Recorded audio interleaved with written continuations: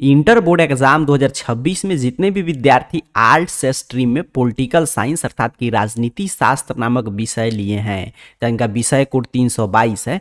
तो आप सभी छात्र छात्राओं का कल अर्थात कि 3 फरवरी के दिन सेकेंड शिफ्ट में इसका एग्जाम है। तो अभी के इस वीडियो में जो भी वायरल प्रश्न आया है पॉलिटिकल साइंस में, तो उसको मैं 2 सेट में आपको करा दूंगा। देखिए पॉलिटिकल साइंस में क्या है कि 100 ऑब्जेक्टिव प्रश्न पूछा जाएगा, 50 का आपने को जवाब देना है। तो 50 में 50 कैसे लाएं सर? तो अभी तक जो भी वायरल प्रश्न पत्र प्राप्त हो उसको 2 सेट कहने का मतलब एक एक जैसे हुबहू एग्जाम में रहेगा इंग्लिश और हिंदी दोनों माध्यम में, वैसे ही 200 प्रश्न मैं करा दे रहा हूं 2 सेट का। और फिर आपका कल सुबह तक रात में जो भी वायरल प्रश्न पत्र प्राप्त होगा तो वो हम लोग 2 सेट की चर्चा कर लेंगे। मतलब जो अभी का 200 प्रश्न और 200 प्रश्न सुबह का जो विद्यार्थी मात्र 400 ऑब्जेक्टिव प्रश्न देखकर रिवीजन करके जाएंगे, तो यहां से 50 से अधिक प्रश्न सीधे सीधे पेपर में आ जाएगा। आपको 50 ही प्रश्न बनाना है, तो आप 50 प्रश्न बनाकर आ जाइएगा। तो 50 में 50 कैसे ऑब्जेक्टिव में लाएंगे तो मैंने बता दिया। अभी का वायरल प्रश्न का 2 सेट देख लीजिए और फिर आपका कल जो आएगा क्लासेज वो आप देख लीजिएगा, ठीक है। बस हो गया आपका। तो इसी तरह आपको प्रश्न पत्र देखने को मिलेगा, यहाँ पे देख लीजिए पॉलिटिकल साइंस का, और यहाँ पे कुछ इंस्ट्रक्शन है। इंस्ट्रक्शन पढ़ते हुए जैसे ही आप आगे की तरफ बढ़ेंगे तो यहाँ पे फिर वही चीजें रिपीट हो रहा है कि 100 ऑब्जेक्टिव है जो मैं बता रहा था, 50 का आपको जवाब देना है।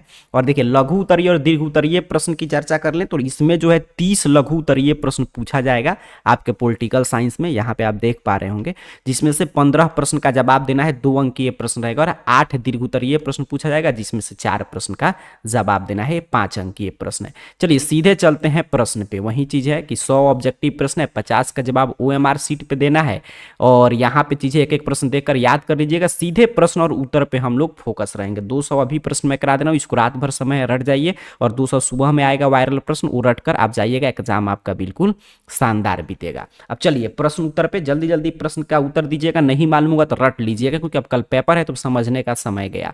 कह रहा है भारत में राजनीतिक सत्ता का प्रमुख स्रोत कौन है? तो भारत में आप जानते हैं राजनीतिक सत्ता का जो है पॉलिटिकल पावर इन इंडिया का मेन सोर्स क्या है? तो आपका पब्लिक है, जनता, ठीक है। तो ऑप्शन ए, आप संविधान में मतलब कि जो संविधान का आपका आत्मा है, जो आप उसकी प्रस्तावना उसमें पढ़ते हैं ना, हम भारत के लोग, तो भारत के लोग कौन है? मतलब भारत की जनता की बात हो रहा है, तो वही प्रमुख स्रोत है। तो ऑप्शन ए सही उत्तर हो जाएगा। दूसरा नंबर प्रश्न देखें तो प्रश्न आपसे कह रहा है कि निम्न में से कौन भारतीय राजनीतिक व्यवस्था की विशेषता नहीं है? ध्यान देंगे, कौन जो है इंडियन पॉलिटी का विशेषता इसमें से नहीं है, ये आपसे प्रश्न पूछा है। तो देखिए भारत में आप देखेंगे तो संसदात्मक सरकार है, बिल्कुल संसदीय व्यवस्था है, पार्लियामेंट्री गवर्नमेंट है, स्वतंत्र न्यायपालिका है, ये भी सही है, संघात्मक व्यवस्था भी है, लेकिन अध्यक्षात्मक सरकार है हमारे यहाँ नहीं है। तो option C is the right answer of question number आपका कितना था हमारा? दूसरा। चलिए आगे बढ़ते हैं, अगला प्रश्न देख लेते हैं, तीसरा नंबर। कह रहा है प्रश्न आपसे कि भारत के संदर्भ में निम्न में से कौन धर्मनिरपेक्ष शब्द का सही भाव व्यक्त करता है? तो धर्मनिरपेक्ष का कौन सा इसमें से सही भाव व्यक्त करेगा? तो पढ़ते हैं एक एक स्टेटमेंट। कह रहा है भारत में धार्मिक विविधता है, बिल्कुल है। भारत में राज्य का कोई धर्म नहीं है, ये भी सही है। भारत में सभी धर्मों के प्रति समान समभाव है, ये भी सही है। तो इसीलिए ऑप्शन डी इनमें से सभी सही उत्तर हो जाएगा तीसरे नंबर प्रश्न का। चलिए आगे बढ़ते हैं, अगला प्रश्न देखते हैं अपना चौथा नंबर प्रश्न। चौथा नंबर प्रश्न देखिएगा, कह रहा है कि भारत की संघात्मक व्यवस्था निम्नलिखित में से किससे प्रभावित है? तो भारत की जो संघात्मक व्यवस्था है वो कनाडा से लिया गया है। तो ऑप्शन ए सही उत्तर हो जाएगा। फेडरल सिस्टम कहाँ से लिया गया है? कनाडा से। चलिए आगे बढ़ते हैं, 5 नंबर प्रश्न रटते चलिएगा, ये 200 प्रश्न रट जाना है, आपके पास पूरा समय है अभी। भारत में न्यायिक पुनरीक्षण की संकल्पना किस देश से ली गई है? देखिए यही सब तो हमारे संविधान में आप पढ़े होंगे पॉलिटिकल साइंस में कि हमारे जो भारतीय संविधान का गठन हुआ तो दुनिया का सबसे बड़ा लिखित संविधान है, लेकिन काफी चीजें उधार लिया गया था, इसलिए तो इसे बोला गया था कुछ विद्वानों के द्वारा कि भारतीय संविधान उधार का थैला है। तो वही पूछ रहा है कि न्यायिक पुनरीक्षण की संकल्पना किस देश से लिया गया है? तो इसका सही उत्तर है अमेरिका। अमेरिका से लिया गया है जुडिशियल रिव्यू सिस्टम। तो ऑप्शन सी सही उत्तर हो जाएगा। आगे बढ़ते हैं, 66 नंबर प्रश्न देखेंगे। कह रहा है पंचायती राज निम्न में से किस सूची में शामिल है? तो पंचायती राज राज्य सूची में है। देखिए हमारे संविधान में शक्तियों का बंटवारा हुआ है ताकि केंद्र राज्य में टकराव ना हो, तो उसमें 3 तरह की सूची है। एक संघ सूची जिसके विषय, जिसमें वही विषय है जिसपे जो मतलब कि संघ केंद्र के महत्व का, जिसे केंद्र सूची भी बोलते हैं हम लोग सामान्य भाषा में, और इसमें वही विषय रखा गया जिस पर केंद्र सरकार कानून बना सकता है। फिर है राज्य सूची जो राज्य महत्व के विषय है जिस पर राज्य सरकार कानून बना सकता है। फिर है समवर्ती सूची जिसमें उन विषय को रखा गया जिस पर राज्य और केंद्र दोनों कानून बना सकते हैं, लेकिन एक ही विषय पे दोनों कानून बनाएंगे तो केंद्र द्वारा बनाया गया कानून मान्य होता है। तो पंचायती राज किस में है? राज्य सूची में, स्टेट लिस्ट में है। 7 नंबर प्रश्न देखेंगे, रटते चलेंगे। 7 नंबर प्रश्न देखिए, कह रहा है किस अनुसूची में दल बदल विरोधी कानून संबंधी प्रावधान है? दल बदल विरोधी जो कानून आया था तो वो किस अनुसूची में उसको जोड़ा गया है? एंटी डिफेक्शन लॉ को, ये आपसे प्रश्न पूछ रहा है। तो 10वीं अनुसूची में। किस अनुसूची में है? 10वीं अनुसूची में है, रट जाएंगे। चलिए 8 नंबर प्रश्न की ओर बढ़ते हैं। कह रहे हैं निम्नलिखित में से कौन सा विषय समवर्ती सूची, मतलब समवर्ती सूची का मतलब मैं अभी आपको बता रहा था कि कॉन्करेंट लिस्ट में, अर्थात कि जिस पे राज्य और केंद्र दोनों कानून बना सकता है, तो इसमें से कौन सा विषय है? देखिए ध्यान से, ऑप्शन देखेंगे तो समझ में आ जाएगा। शिक्षा है। क्या है सर? शिक्षा है। ऑप्शन बी सही उत्तर हो जाएगा। 9 नंबर प्रश्न है, किस अनुच्छेद के तहत अखिल भारतीय सेवाओं का प्रावधान किया गया है? तो अनुच्छेद 312 के तहत जो है ऑल इंडिया सर्विसेज का प्रावधान किया गया, अखिल भारतीय सेवाओं का प्रावधान। तो रट जाएंगे, अनुच्छेद 312 में इसकी संकल्पना है। चलिए आगे बढ़ते हैं, 10 नंबर प्रश्न देख लेते हैं। कह रहे मौलिक अधिकार है। मौलिक अधिकार क्या है? तो मौलिक अधिकार जो है ना वाद्य योग्य है, ठीक है। मतलब इस पे देखिए मौलिक अधिकार पे मतलब वाद्य हो सकता है, इसीलिए तो मौलिक अधिकार में बार बार संशोधन भी होते रहता है। तो ऑप्शन ए सही उत्तर नहीं है, मतलब एब्सोल्यूट नहीं है। तो ऑप्शन ए सही उत्तर हो जाएगा। 11 नंबर प्रश्न, करें निम्न में से किस प्रधानमंत्री का कार्यकाल सबसे छोटा रहा? तो आप जानते हैं गुलजारी लाल नंदा जी का कार्यकाल सबसे छोटा रहा है। तो ऑप्शन डी याद करते चलेंगे। 12 नंबर प्रश्न है कि निम्न में से कौन प्रधानमंत्री रिजर्व बैंक ऑफ इंडिया के गवर्नर रह चुके हैं? तो बहुत प्रसिद्ध अर्थशास्त्री थे मनमोहन सिंह जी। तो मनमोहन सिंह क्या थे? पहले रिजर्व बैंक ऑफ इंडिया के गवर्नर थे, उसके बाद प्रधानमंत्री बने यूपीए के सरकार में। तो ऑप्शन सी सही उत्तर है। 13 नंबर प्रश्न देखिए, करें नोटा को विकल्प के रूप में सबसे पहले कब अपनाया गया? मतलब जो आप ईवीएम पे वोट वगैरह, कभी वोट वगैरह देने का आपको मौका मिले तो उसमें देखेंगे लास्ट में रहता है नोटा, मतलब जो भी कैंडिडेट है उसमें से कोई विकल्प आपको पसंद नहीं है, नॉन ऑफ दिस एबव। तो ये कब लागू किया गया था? तो ये अपनाया गया सबसे पहले 2014 के इलेक्शन में। तो ऑप्शन सी सही उत्तर हो जाएगा। आगे बढ़ते हैं, 14 नंबर प्रश्न देखेंगे। कह रहा है 14 नंबर प्रश्न कि भारत और पाकिस्तान के बीच विवाद का मुख्य मुद्दा क्या है? तो कहेंगे सर बउआ टाइप प्रश्न है। भारत और पाकिस्तान के बीच टेररिज्म अर्थात कि आतंकवाद को लेकर भी विवाद है, बॉर्डर डिस्प्यूट भी है हमारा, फिर आपका वाटर डिस्प्यूट भी है। तो इसीलिए option D all of these सही उत्तर हो जाएगा। आगे बढ़ते हैं, 15 नंबर प्रश्न। करें कारगिल विजय दिवस कब मनाया जाता है? तो कारगिल विजय दिवस हर साल 26 जुलाई को मनाया जाता है। तो ऑप्शन ए सही उत्तर है 15 नंबर प्रश्न का। 16 नंबर प्रश्न की ओर बढ़ें तो कह रहा है 16 नंबर प्रश्न कि भारत के किस राष्ट्रपति ने पॉकेट वीटो का प्रयोग किया था? तो ये थे ज्ञानी जैल सिंह। ज्ञानी जैल सिंह जो थे वो पॉकेट वीटो का प्रयोग किए थे। तो ऑप्शन बी सही उत्तर हो जाएगा। वीटो आप समझ ही रहे हैं कि कोई भी नियम बन गया है तो उस पर वीटो का प्रयोग करके उसको राष्ट्रपति रोक सकता है, उस नियम को, या लटका सकता है। नक्सलवाद की शुरुआत कहाँ से हुई थी? तो नक्सलवाद की शुरुआत जो है वो पश्चिम बंगाल से हुआ था, वेस्ट बंगाल से। तो ऑप्शन बी सही उत्तर हो जाएगा। रटते चलेंगे। 18 नंबर प्रश्न देखिएगा, करें राष्ट्र निर्माण के मार्ग में क्या क्या बाधा है? तो राष्ट्र निर्माण के मतलब राष्ट्र निर्माण के मार्ग में क्षेत्रवाद भी है, भाषाओं की विविधता, जातिवाद, ये सभी बाधाएं हैं। तो ऑल ऑफ दिस हो जाएगा ऑप्शन डी। संपूर्ण क्रांति का नारा किसने दिया था? तो आप 12 के हिंदी में भी पढ़े होंगे, संपूर्ण क्रांति, जयप्रकाश नारायण। ऑप्शन बी सही उत्तर याद रखेंगे। आगे बढ़ते हैं, 21 नंबर आपका 20 नंबर प्रश्न देखते हैं। कह रहा है 20 नंबर प्रश्न कि बिहार का प्रथम राज्यपाल कौन थे? तो बिहार के प्रथम राज्यपाल जयराम दास दौलत राम थे। तो option A is the right answer of question number 20। Next question 21, कर निम्न में से किस राज्य का सृजन 2000 में नहीं हुआ? तो 2000 में किसका सृजन नहीं हुआ था? तो ध्यान से देखेंगे तो तेलंगाना का सृजन हुआ था। नहीं हुआ था 2000 में। 2000 में बस उत्तराखंड बना, झारखंड बना, छत्तीसगढ़ बना। चलिए आगे बढ़ते हैं। अगला प्रश्न कह रहा है कि भारत के संविधान संशोधन की प्रक्रिया किस देश से ली गई है? तो भारत में जो कॉन्स्टिट्यूशन अमेंडमेंट होता है वो किस देश से लिया गया है? तो ये लिया गया है आपके दक्षिण अफ्रीका से, साउथ अफ्रीका से। तो option B is the right answer.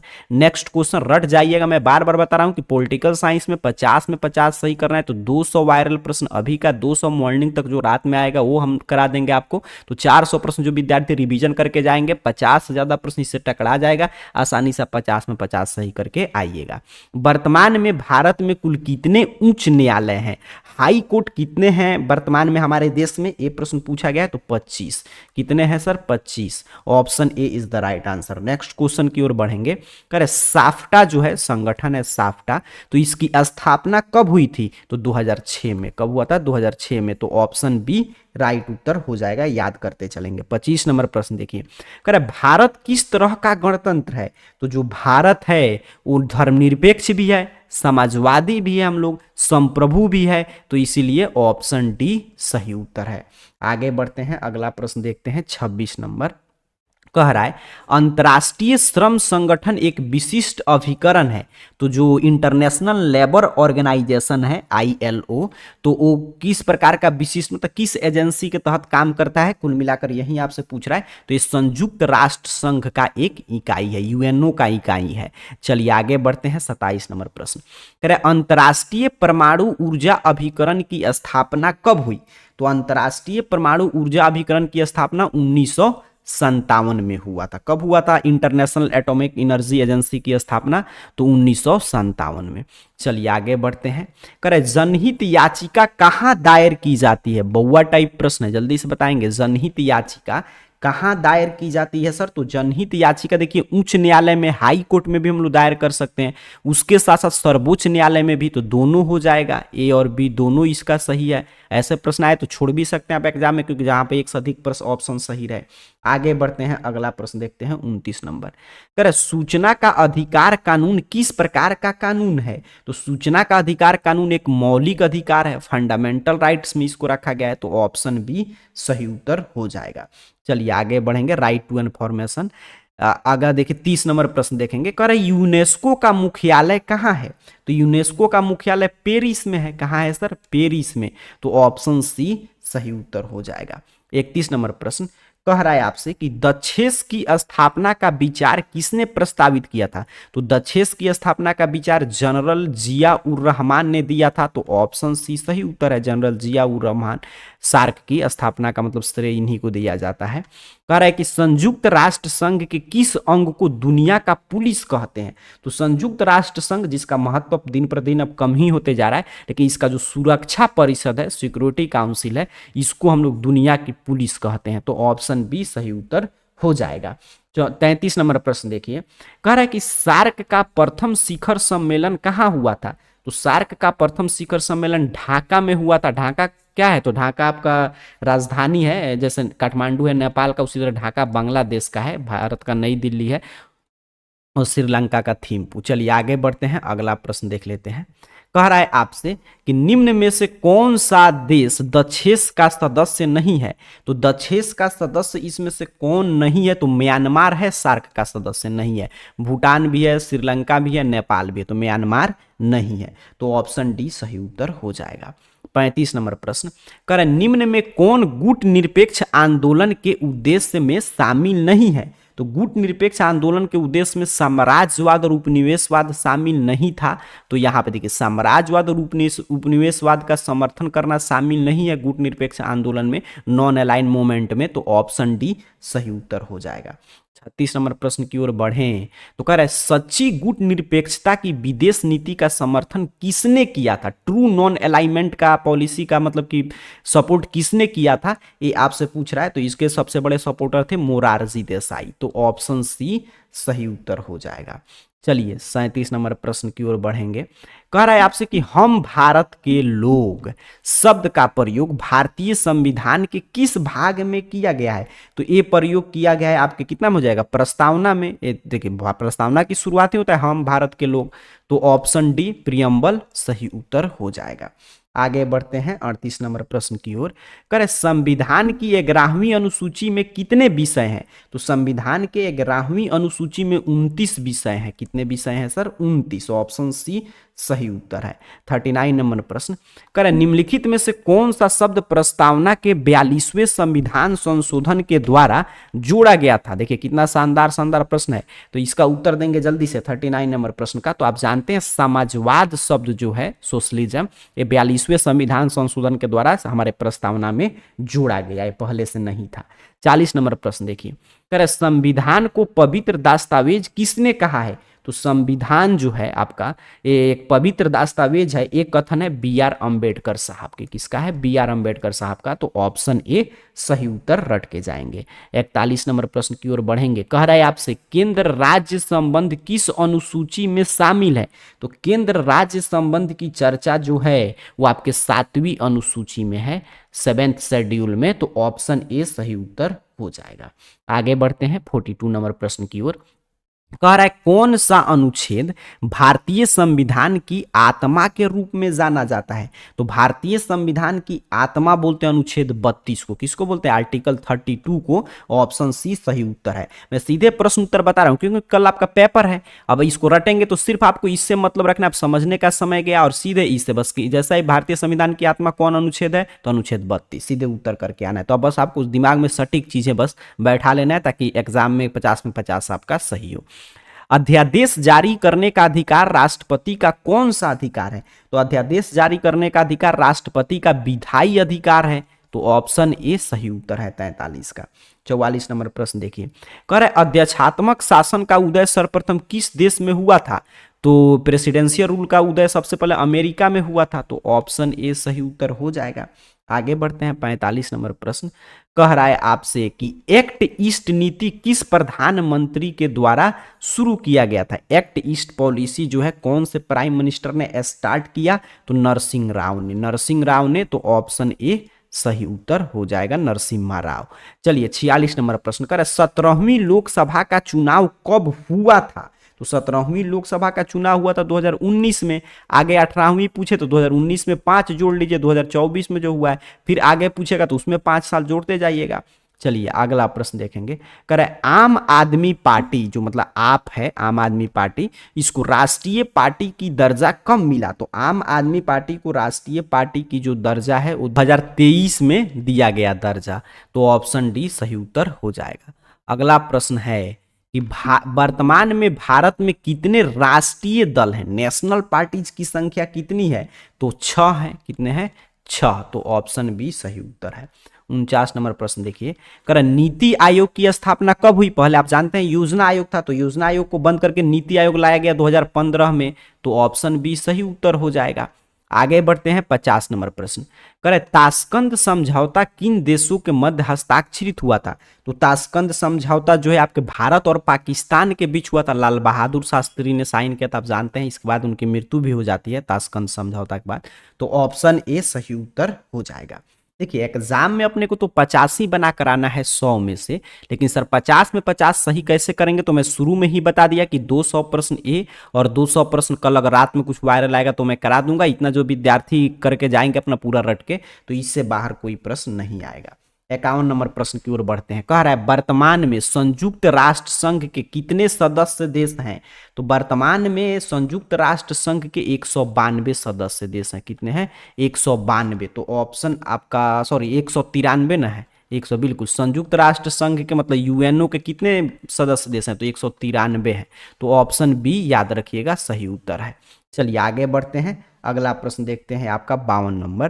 कह रहा है कि संयुक्त राष्ट्र संघ के महासचिव का कार्यकाल कितने वर्ष का होता है? तो इनका कार्यकाल होता है 5 वर्ष का, संयुक्त राष्ट्र संघ के महासचिव का, जनरल सेक्रेटरी का। तो ऑप्शन सी सही उत्तर है। 53 नंबर प्रश्न है कि संयुक्त राष्ट्र संघ का सबसे नया सदस्य कौन है? जो वहीं मैं आपको बता रहा था कि 193 है, तो वहीं पूछ रहा है 193वां सदस्य कौन सा है नया जो सदस्य बना? तो है दक्षिणी सूडान। कौन है? दक्षिणी सूडान। आगे बढ़ते हैं 54 नंबर प्रश्न। कह रहा है कि संयुक्त राष्ट्र संघ की स्थापना का मुख्य उद्देश्य क्या है, तो विश्व शांति एवं सुरक्षा स्थापित करना, यही इसका मुख्य उद्देश्य है। 55 नंबर प्रश्न देखिए, करे सुरक्षा परिषद के अस्थायी सदस्यों का कार्यकाल क्या है, तो सुरक्षा परिषद के अस्थायी सदस्यों का कार्यकाल 2 वर्ष होता है। कितना वर्ष होता है, 2 वर्ष। तो ऑप्शन बी सही उत्तर हो जाएगा। 56 नंबर प्रश्न, करे गुट निरपेक्ष देशों का समूह एक संगठन है, तो गुट निरपेक्ष जो देशों का समूह है वो तृतीय विश्व का, जो थर्ड वर्ल्ड कंट्री जिसे हम लोग बोलते हैं, उसी का एक संगठन है गुट निरपेक्ष। तो ऑप्शन सी सही उत्तर हो जाएगा। आगे बढ़ते हैं, 57 नंबर प्रश्न देखेंगे। कह रहा है आपसे कि गुट निरपेक्ष आंदोलन की प्रासंगिकता निहित है, तो गुट निरपेक्ष आंदोलन की प्रासंगिकता जो है वो सदस्य राज्यों के सामाजिक एवं आर्थिक विकास में निहित है। तो option C is the right answer of question number 57। 58 number प्रश्न देखिए, कर निम्न में से कौन सा सदस्य देश को सार्क का अंतिम सदस्य बनाया गया है, तो सार्क का अंतिम सदस्य बना है अफगानिस्तान। कौन सा देश बना है, अफगानिस्तान। तो ऑप्शन डी सही उत्तर याद रखेंगे। 59 नंबर प्रश्न है कि प्रथम गुट निरपेक्ष सम्मेलन कहाँ आयोजित हुआ था, तो प्रथम गुट निरपेक्ष सम्मेलन आपका बेलग्रेड में हुआ था, बेलग्रेड में। तो ऑप्शन सी सही उत्तर हो जाएगा। 60 नंबर प्रश्न देखिए, कह रहा है आपसे कि दक्षेस के महासचिव का कार्यकाल, तो सार्क के जो सेक्रेटरी जनरल हैं उनका कार्यकाल कितने दिन का होता है, तो 3 वर्ष का। कितने दिन का होगा, 3 वर्ष का। 61 नंबर प्रश्न की ओर बढ़े तो कह रहा है 61 नंबर प्रश्न यहाँ पे ए रहा कि भारतीय संविधान के किस अनुच्छेद में भारत को राज्यों का संघ घोषित किया गया है, तो भारतीय संविधान के अनुच्छेद 1 में आर्टिकल 1 में ही बताया गया कि भारत जो है राज्यों का संघ है। तो ऑप्शन ए सही उत्तर हो जाएगा। 62 नंबर प्रश्न देखें तो कह रहा है भारतीय न्यायपालिका किस प्रक्रिया के अंतर्गत कार्य करती है, तो भारतीय न्यायपालिका कानून द्वारा स्थापित प्रक्रिया के तहत कार्य करती है। तो ऑप्शन ए सही उत्तर हो जाएगा।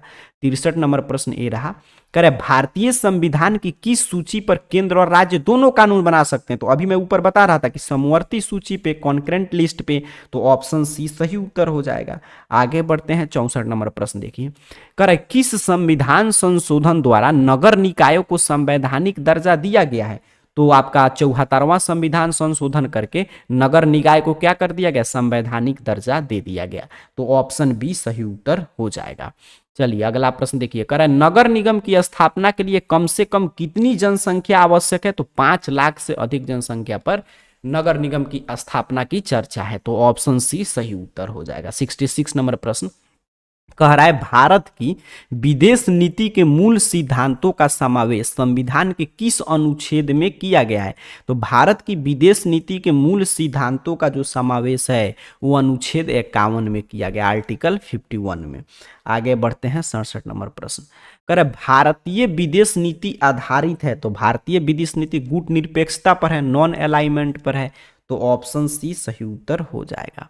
68 नंबर प्रश्न देखिए, कह रहा है आपसे कि 1971 में भारत पाक युद्ध में किस नए देश का जन्म हुआ, तो भारत पाक जो मतलब इंडो पाक वार हुआ था 1971 का, उसी में तो बांग्लादेश का जन्म हुआ। तो ऑप्शन बी सही उत्तर हो जाएगा। आगे बढ़ते हैं 69 नंबर प्रश्न की ओर, करें संयुक्त राष्ट्र संघ की स्थापना कब हुई, तो संयुक्त राष्ट्र संघ की स्थापना 1945 में हुआ था। तो रटते चलेंगे, अब रटने का समय, इसीलिए सीधे मैं प्रश्न उत्तर आपको बता रहा हूं ताकि चीजें 2 बारी 3 बारी आप सिर्फ सुन रहे हैं तो आपके दिमाग में बैठ जाए और एग्जाम में जाए तो 50 में 50 आप सही करके आए। करें संयुक्त राष्ट्र महासभा का मुख्यालय कहाँ स्थित है, तो न्यूयॉर्क में। संयुक्त राष्ट्र महासभा का मुख्यालय कहाँ है सर, न्यूयॉर्क में है। 71 नंबर प्रश्न देखें तो कह रहे संपत्ति के अधिकार को कानूनी अधिकार कब बनाया गया, तो संपत्ति के अधिकार को 1978 में कानूनी अधिकार बनाया गया। 72 नंबर प्रश्न की ओर बढ़ते हैं, कह रहा है आपसे निम्न में से किस देश ने दोहरी नागरिकता का सिद्धांत स्वीकार नहीं किया है, तो भारत, आप जानते हैं हमारे इंडिया में दोहरी नागरिकता का सिद्धांत है नहीं है, डुअल सिटीजनशिप का सिद्धांत। तो ऑप्शन ए सही उत्तर हो जाएगा। 73 नंबर प्रश्न देखिए, करें मौलिक अधिकार से संबंधित अनुच्छेद है, तो मौलिक अधिकार जो है अनुच्छेद 12 से 35 में है, आर्टिकल 12 to 35 में। तो option A is the right answer. Next question आपका 74 कह रहा है कि निम्न में से कौन मौलिक अधिकारों का संरक्षक है। तो मौलिक अधिकारों का जो प्रोटेक्टर है वो आपका सुप्रीम कोर्ट है, मतलब उच्चतम न्यायालय है। तो option D is the right answer of question number 74। Next question की ओर बढ़ेंगे, 75 नंबर। नीति निदेशक सिद्धांत का उद्देश्य है। तो नीति निदेशक सिद्धांत का उद्देश्य सामाजिक और आर्थिक लोकतंत्र की स्थापना करना। तो ऑप्शन सी सही उत्तर हो जाएगा, to establish social and economic democracy. चलिए आगे बढ़ते हैं। अगला प्रश्न यहाँ पे ये रहा 76 नंबर प्रश्न आपके स्क्रीन पे। कह रहा है कि राज्य के नीति निदेशक तत्वों का उल्लेख है। तो राज्य के नीति निदेशक तत्वों का उल्लेख अनुच्छेद 36 से 51 में है। तो ऑप्शन बी सही उत्तर है। 77 नंबर प्रश्न कह रहा है भारतीय संविधान के कितने मौलिक कर्तव्यों का उल्लेख है। तो भारतीय संविधान में 11 मौलिक आपका कर्तव्य मतलब फंडामेंटल ड्यूटीज का उल्लेख है। चलिए 78 नंबर प्रश्न कह रहे, देखिए मौलिक कर्तव्य आप समझ रहे हैं ना, मौलिक कर्तव्य की बात हो रहा है कि एक तो फंडामेंटल हमारा राइट्स है, मौलिक अधिकार, संविधान को कुछ अधिकार देता है और कुछ आपको कर्तव्य भी बताता है जो हर एक नागरिक को मतलब कि उसका पालन करना जरूरी है। तो ऑप्शन सी इसका सही उत्तर है। 78 नंबर प्रश्न देखिए, कह रहा है कौन सा अनुच्छेद मंत्रिमंडल की नियुक्ति एवं पदच्युत से संबंधित है। तो आपका अनुच्छेद 75 आर्टिकल 75 जो है वो मंत्रिमंडल की नियुक्ति और पदच्युत से मतलब उसको डिसमिस कैसे करेंगे इससे संबंधित है। भारत के प्रथम कानून मंत्री कौन थे। तो भारत के आप जानते हैं बउआ टाइप प्रश्न है, अंबेडकर साहब थे प्रथम आपका लॉ मिनिस्टर। आगे बढ़ेंगे, अगला प्रश्न 80 नंबर कह रहा है भारत का प्रधानमंत्री वास्तविक प्रधान होता है। तो भारत का प्रधानमंत्री जो है वास्तविक प्रधान किसका है। तो केंद्र सरकार का है। किसका है, केंद्र सरकार का, यूनियन गवर्नमेंट का।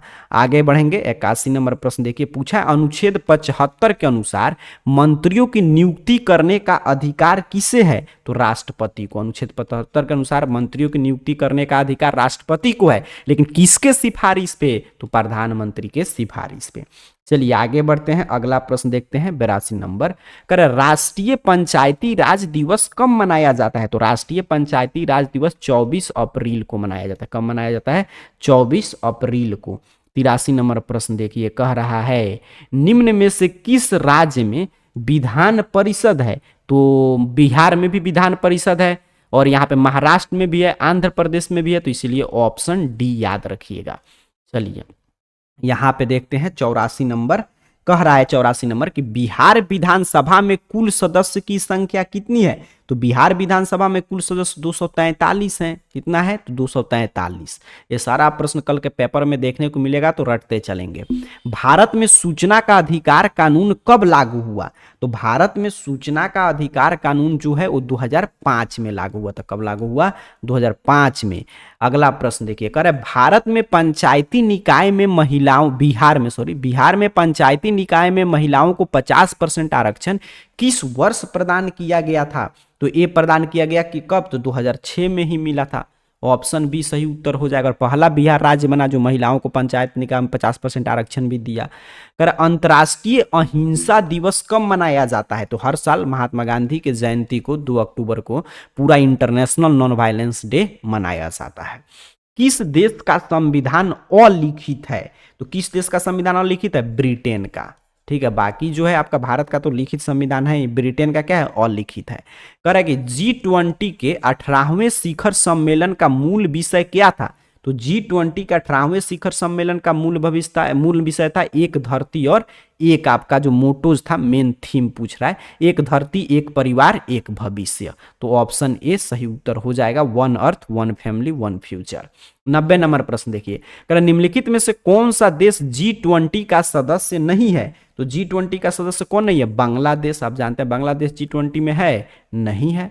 उच्चतम न्यायालय की स्थापना कब की गई थी, 91 पे प्रश्न है। तो 1950 में सुप्रीम कोर्ट की स्थापना होता है। तो ऑप्शन सी सही उत्तर हो जाएगा।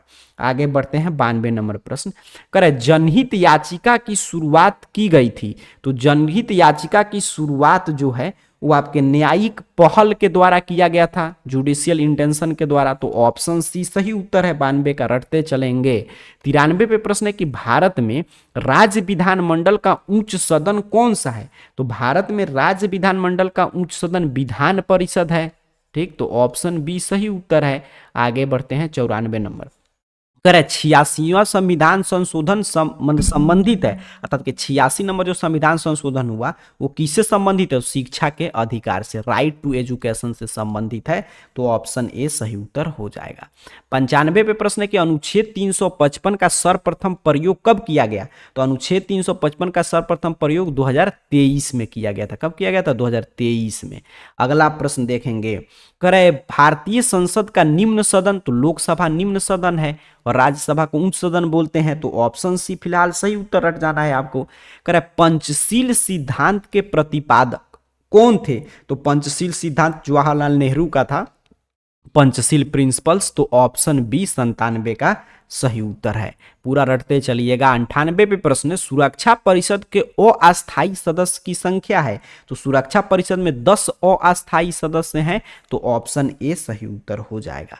99 पे प्रश्न है कि निम्न में कौन क्षेत्रवाद का रूप है? तो क्षेत्रवाद का जो रूप है वो आपका भाषाई आंदोलन, नस्लीय आंदोलन, क्षेत्रीय पहचान सभी है। तो ऑप्शन डी सही उत्तर याद रखेंगे। 100 नंबर प्रश्न देखिए, करे कि भारत में कितने राज्य हैं वर्तमान में? तो 28 राज्य हैं। कितने राज्य हैं? 28। तो ऑप्शन सी सही उत्तर हो जाएगा।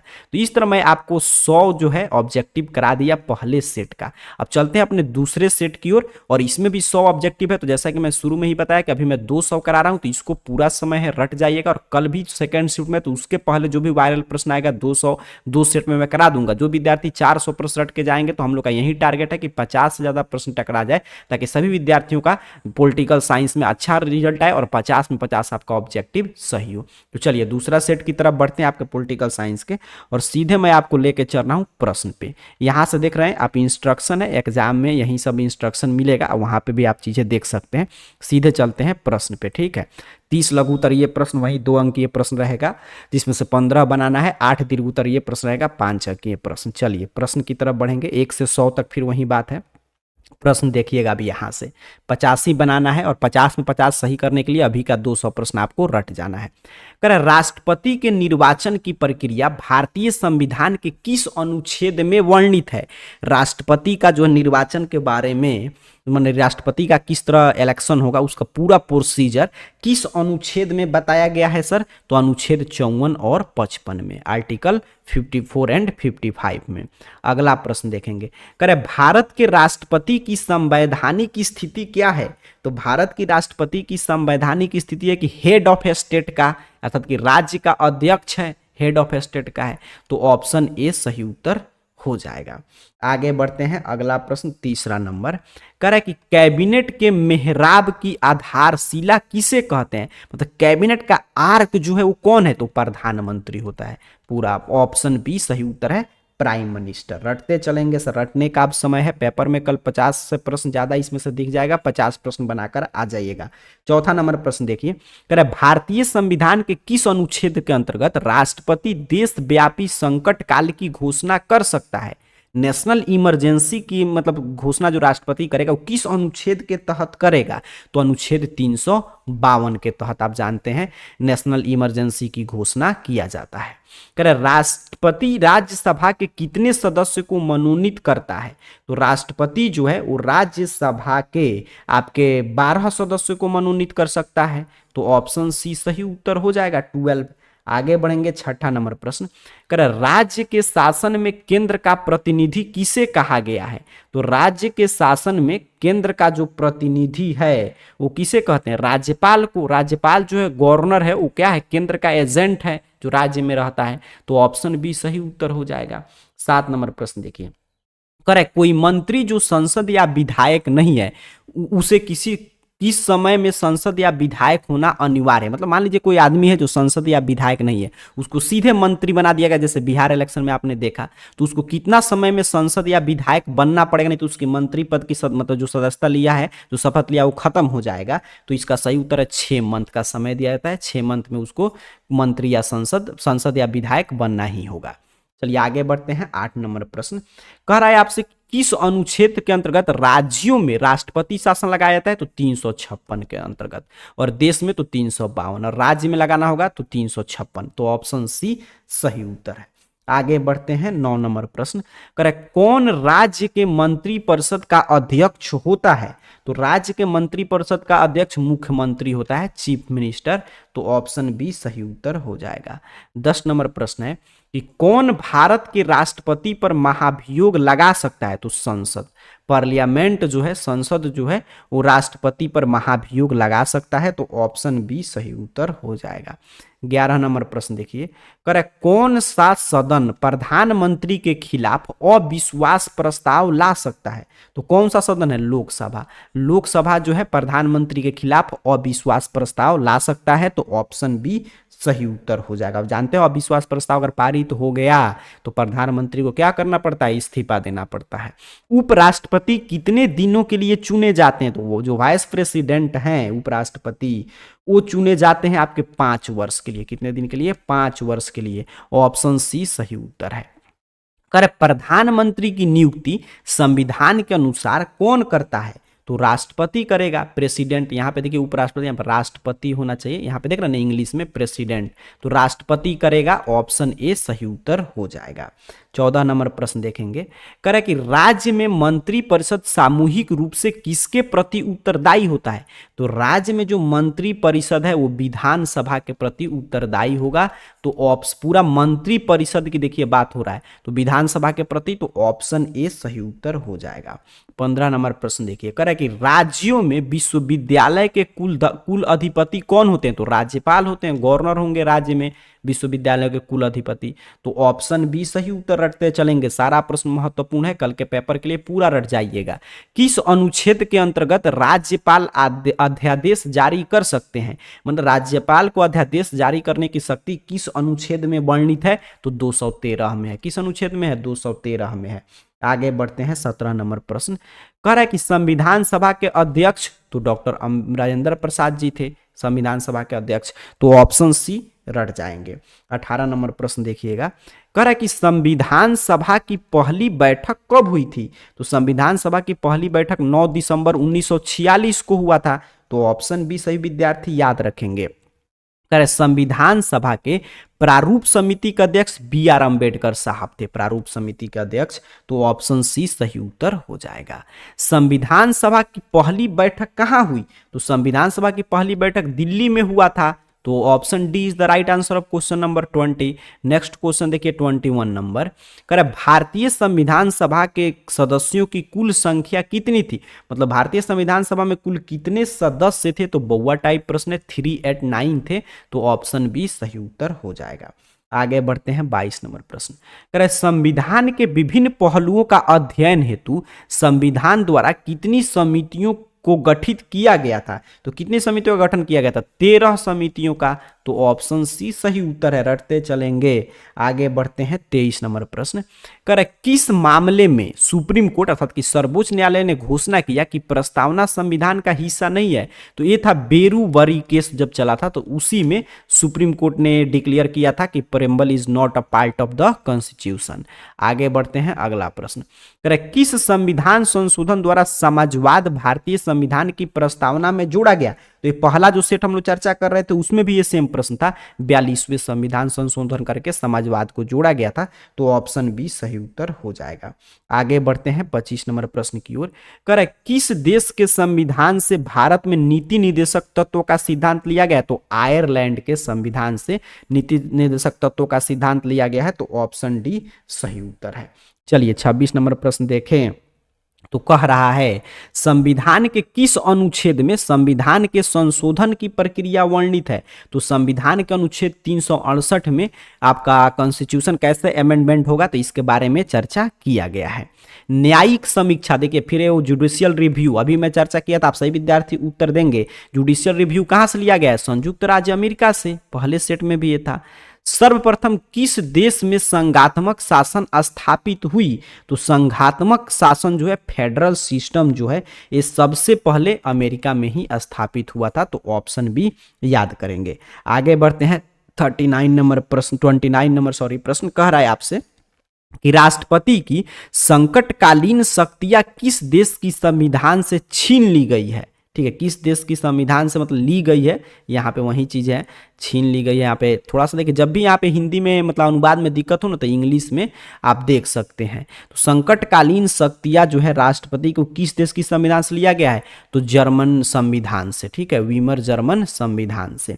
आगे बढ़ते हैं, अगला प्रश्न देखिएगा 30 नंबर, कह रहे मूल संविधान में कितने अनुच्छेद थे, तो मूल संविधान में 395 अनुच्छेद थे, तो option B is the right answer.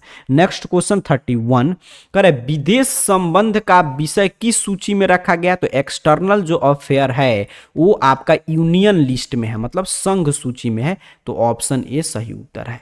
किस ख्याति प्राप्त लेखन ने भारत को अर्धसंघ कहा था, ठीक है, कौन से मतलब ख्याति प्राप्त लेखक है जो भारत को अर्ध संघ कहा, मतलब आधा संघ कहा था, तो इसका सही उत्तर हो जाएगा आपका केसी ह्यूयर ने कहा था। किसने कहा था, केसी ह्यूयर ने। चलिए आगे बढ़ते हैं, अगला प्रश्न देख लेते हैं 33 नंबर, कह रहे गोस्वामी समिति का गठन कब हुआ, तो गोस्वामी समिति का गठन 1990 में हुआ था। कब हुआ था, 1990 में हुआ था। 34 नंबर प्रश्न देखेंगे, कह रहे संविधान के किस भाग में केंद्र और राज्य के बीच वित्तीय संबंध का वर्णन किया गया है, तो संविधान के आपके 12वें भाग में केंद्र और राज्य के बीच वित्तीय संबंध का वर्णन है, तो ऑप्शन डी 34 का सही उत्तर है। 35 नंबर प्रश्न देखिए, कह रहे स्थानीय स्वशासन के विषय की किस सूची में आता है, तो स्थानीय जो स्वशासन है वो राज्य सूची में आता है, स्टेट लिस्ट में, तो ऑप्शन बी सही उत्तर हो जाएगा। 36 नंबर प्रश्न, कह रहे भारत में क्षेत्रीय परिषद का अध्यक्ष कौन होता है, तो जोनल काउंसिल का अध्यक्ष होम मिनिस्टर होते हैं, मतलब गृह मंत्री पदेन अध्यक्ष, तो ऑप्शन ए सही उत्तर हो जाएगा 36 का। 37 नंबर प्रश्न देखेंगे, कह रहा है 37 नंबर प्रश्न कि सिक्किम को किस वर्ष भारतीय संघ में विलय हुआ, तो सिक्किम का 1975 में विलय हुआ था, तो ऑप्शन डी सही उत्तर रट जाएंगे। अब रटने का समय है तो रटते चलेंगे। कह रहा है किस राज्य से के पृथक होकर सन 2009 में छत्तीसगढ़ राज्य, देखिए 2009 में नहीं 2000 में, कब आया था, 2000 में छत्तीसगढ़ राज्य बना, और किस राज्य से पृथक हुआ था, तो आपका मध्य प्रदेश से, तो ऑप्शन सी सही उत्तर हो जाएगा 38 नंबर प्रश्न का। कह रहे अविष्ट शक्तियां निम्नलिखित में से किसे प्राप्त है, तो अविष्ट शक्तियां जो है वो आपका केंद्र सरकार को दिया गया है, तो ऑप्शन ए सही उत्तर हो जाएगा। आगे बढ़ते हैं 40 नंबर प्रश्न, कह रहे भारत के सुहट केंद्र के साथ साथ संघीय ढांचे का विचार कहाँ से लिया गया, मतलब हमारा जो फेडरल स्ट्रक्चर है वो विचार कहाँ से लिया गया, किस देश के संविधान से, तो कनाडा के संविधान से। ये पूरा प्रश्न रिपीट कर रहा है। चलिए 41 नंबर प्रश्न देखेंगे, कह रहा है केंद्र राज्य संबंध में विवाद निपटाने के लिए सरकारिया कमीशन कब गठन हुआ था, मतलब सरकारिया कमीशन का गठन कब किया गया था, ये पूछ रहा है। तो 1983 में सरकारिया कमीशन बना था, जिसका उद्देश्य था केंद्र राज्य संबंध में विवाद को निपटाना। चलिए 42 नंबर प्रश्न देखिए, करें मौलिक अधिकार को लागू करने के लिए निम्नलिखित में से कौन रीट जारी करता है, तो हाई कोर्ट या सुप्रीम कोर्ट, तो सिर्फ हाई कोर्ट ऑप्शन है, तो ऑप्शन बी सही उत्तर याद रखेंगे। 43 नंबर प्रश्न, करें भारतीय संविधान का कौन सा अनुच्छेद सार्वजनिक रोजगार में अवसर की समानता प्रदान करता है, तो अवसर की समानता अनुच्छेद 16 देगा सार्वजनिक रोजगार में, तो ऑप्शन सी सही उत्तर हो जाएगा। आगे बढ़ते हैं अगला प्रश्न, करें भारतीय संविधान में कितने मौलिक कर्तव्य हैं, तो देखिए अभी मैं बता रहा था कि मौलिक कर्तव्य मतलब फंडामेंटल ड्यूटीज कितना है, 11 है। आगे बढ़ते हैं, कह रहा है कि भारत के संविधान में किस अनुच्छेद के अंतर्गत उच्चतम न्यायालय रीट जारी कर सकता है, मतलब देखिए सुप्रीम कोर्ट को रीट जारी करना होगा तो किस अनुच्छेद के तहत वो जारी करेगा, तो अनुच्छेद 32 रट जाएंगे, अनुच्छेद 32 के तहत जारी करेगा।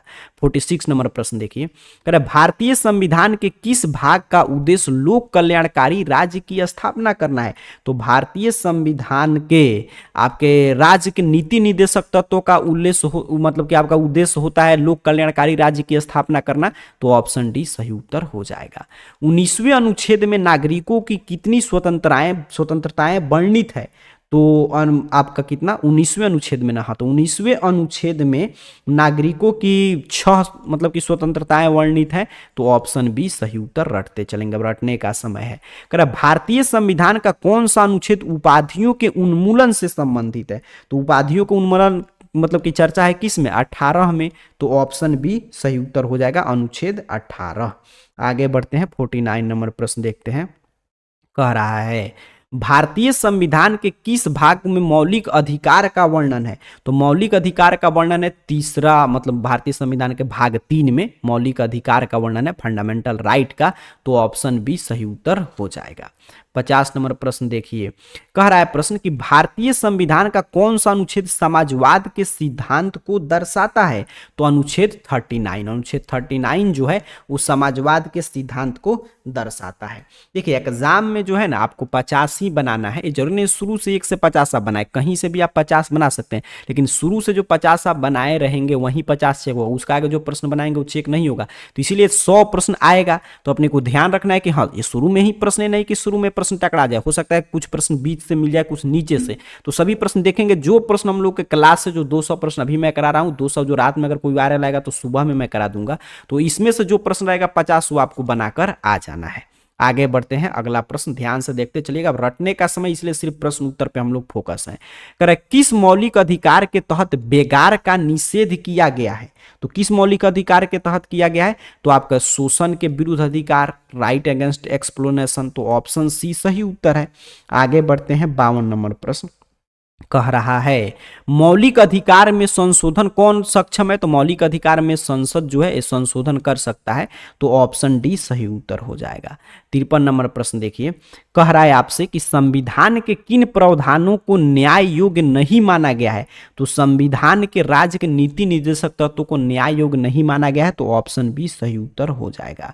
54 नंबर प्रश्न कह रहा है संविधान के किस संशोधन ने मौलिक कर्तव्य को जोड़ा? तो 42वां संविधान संशोधन करके मौलिक कर्तव्य को, फंडामेंटल ड्यूटीज को जोड़ा गया था। आगे बढ़ते हैं, अगला प्रश्न 55 नंबर कह रहा है आपसे कि संविधान के किस अनुच्छेद द्वारा अस्पृश्यता मतलब छुआछूत का, अनटचेबिलिटी का उन्मूलन है? तो अनुच्छेद 17। ठीक, ऑप्शन डी सही उत्तर है। 56 नंबर प्रश्न देखिए, कह रहे भारत का उपराष्ट्रपति किस सभा का पदेन सभापति होता है? तो राज्यसभा का। भारत का जो भी उपराष्ट्रपति होगा वो राज्यसभा का क्या होता है? सभापति होता है। आगे बढ़ते हैं, अगला प्रश्न कह रहा है संसद की संयुक्त अधिवेशन को कौन बुलाता है? तो संसद के संयुक्त जो अधिवेशन होगा, ज्वाइंट सेशन चलेगा पार्लियामेंट का, कौन बुलाएगा? राष्ट्रपति बुलाएगा। ऑप्शन ए सही उत्तर रट के जाएंगे।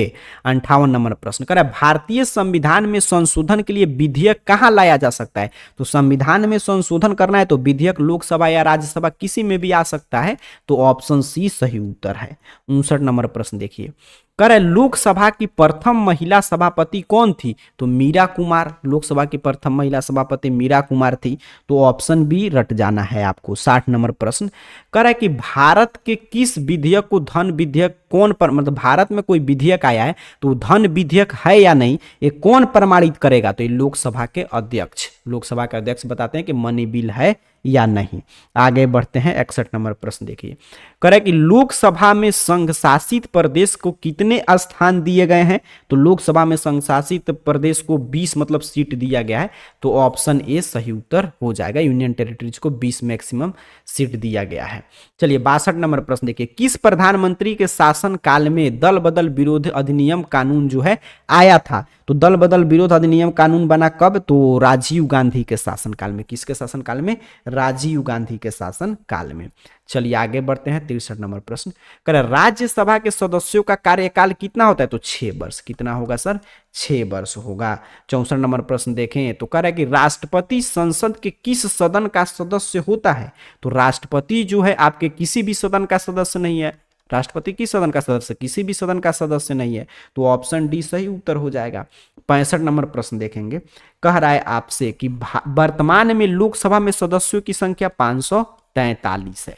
तो ऑप्शन ए याद रखना है आपको। पूरा प्रश्न रट के जाएंगे। 66 नंबर प्रश्न, लोकसभा का विघटन कौन कर सकता है? तो राष्ट्रपति। कौन कर सकता है सर? राष्ट्रपति। ऑप्शन सी सही उत्तर है। 67 नंबर प्रश्न देखिए, कह रहा है 18वीं लोकसभा मतलब 2024 में जो चुनाव हुआ उसमें कांग्रेस पार्टी को कितने सीटें मिली थी? तो 99। कितना सीट मिला था? 99। ऑप्शन बी सही उत्तर हो जाएगा। आगे बढ़ते हैं, 68 नंबर प्रश्न कह रहा है निम्नलिखित में से भारत में किस राज्य में कोई द्विसदनीय विधायिका नहीं है? मतलब किसमें जो है आपका जो है आपका मतलब कि विधानसभा और विधान परिषद दोनों नहीं है। तो बिहार में है, यूपी में भी है, कर्नाटक में भी है, किसमें नहीं है? झारखंड में नहीं है। तो ऑप्शन डी डी सही उत्तर हो जाएगा। 69 नंबर प्रश्न करे विधानसभा का सदस्य होने के लिए न्यूनतम आयु, तो विधानसभा का सदस्य होने के लिए न्यूनतम आयु कितना है, 25 वर्ष रखा गया है, तो ऑप्शन बी सही उत्तर हो जाएगा। केंद्रीय मंत्रिपरिषद किसके प्रति सामूहिक रूप से उत्तरदायी होता है, तो केंद्रीय मंत्रिपरिषद लोकसभा के प्रति उत्तरदायी होगा, ऑप्शन डी सही उत्तर हो जाएगा।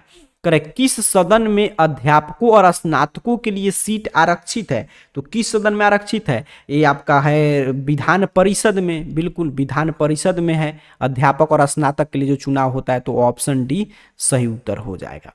करेक्ट, किसी राज्य के विधानसभा में अधिक से अधिक कितने स्थान हो सकते हैं, तो किसी राज्य के विधानसभा में अधिक से अधिक 500 स्थान हो सकता है, तो ऑप्शन बी सही उत्तर हो जाएगा। 73 नंबर प्रश्न करे सर्वोच्च न्यायालय के न्यायाधीशों की अवकाश आयु कितनी है, तो सर्वोच्च न्यायालय के मतलब कब जो है रिटायरमेंट एज क्या है सुप्रीम कोर्ट के जज का, एक कुल मिलाकर प्रश्न पूछा है, तो 65 वर्ष पे वो लोग रिटायर लेते हैं, तो ऑप्शन सी सही उत्तर हो जाएगा। कह रहा है प्रश्न भारत में उच्च न्यायालय के न्यायाधीश की नियुक्ति कौन करता है, तो हमारे यहाँ उच्च न्यायालय के न्यायाधीश की नियुक्ति कौन करता है, प्रेसिडेंट करता है, राष्ट्रपति, हालांकि कोलिजियम व्यवस्था है बट उन लोगों की सिफारिश पे राष्ट्रपति ही नियुक्ति करते हैं। कह रहे भारत में कुल कितने उच्च न्यायालय हैं, तो ये फर्स्ट सेट में भी हम लोग चर्चा कर रहे थे, कितना है, 25 है। चलिए आगे बढ़ते हैं, अगला प्रश्न देखते हैं आपका 76 नंबर प्रश्न यहाँ पे ए रहा। कह रहा है पटना उच्च न्यायालय की स्थापना, तो 1916 में हुआ था पटना हाई कोर्ट की स्थापना। 77 नंबर प्रश्न है कि प्लेटो ने किस पुस्तक में न्याय संबंधी अवधारणा को दिया था, तो उनका द रिपब्लिक जो पुस्तक था गणतंत्र, उसमें उन्होंने न्याय संबंधी अवधारणा को दिया था, तो ऑप्शन बी सही उत्तर है। बिहार में उच्च न्यायालय कहाँ स्थित है, तो पटना में, सर बहुआ टाइप प्रश्न है, ऑप्शन सी सही उत्तर हो जाएगा। भारत की सबसे बड़ा अपीलीय न्यायालय कौन सा है, तो सबसे बड़ा अपीलीय न्यायालय आपका कौन सा है, तो सुप्रीम कोर्ट है, सर्वोच्च न्यायालय, तो ऑप्शन ए सही उत्तर हो जाएगा। चलिए आगे बढ़ेंगे, अगला प्रश्न देख लेते हैं यहाँ पे 80 नंबर। करे भारत के सर्वोच्च न्यायालय के मुख्य न्यायाधीश को लेकर कितने न्यायाधीश होते हैं, मतलब सुप्रीम कोर्ट में मुख्य न्यायाधीश को काउंट कर लें तो कितने न्यायाधीश हो जाएंगे, 34, ऑप्शन बी सही उत्तर है। आगे बढ़ते हैं 81 नंबर प्रश्न की ओर।